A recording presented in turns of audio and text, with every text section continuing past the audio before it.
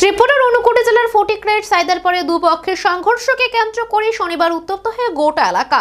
পরিস্থিতি সামাল দিতে পুলিশি হস্তক্ষেপ করা হলেও ঘটনার পর গোটা মহকুমা জুড়ে জারি করা হয় 163 ধারা।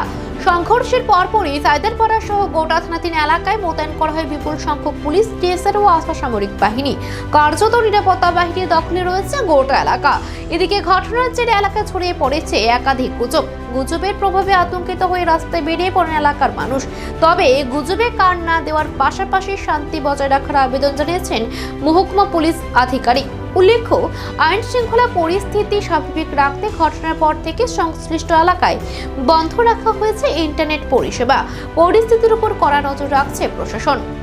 তেমনটা লোক বেরোয়নি, বাট আমার একটাই রিকোয়েস্ট থাকবে, আবারও মহকুমা পুলিশ প্রশাসন থেকে আমরা এটা আহ্বান জানাচ্ছি যে আপনারা গুজবে কান দিয়ে কেউ আইন নিজের হাতে নিতে যাবেন না। আর এখন অনেকটাই রিউমার স্প্রেড হবে, তো সবার কাছে আমার রিকোয়েস্ট থাকবে যে গুজবে এখন আপনারা কেউ কান দেবেন না।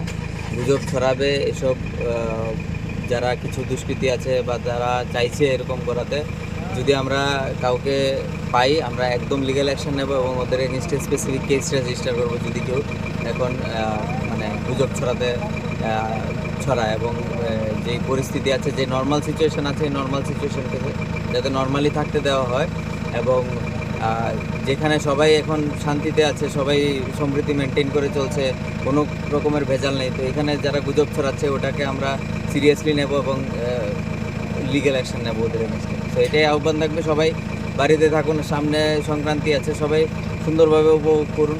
এখানে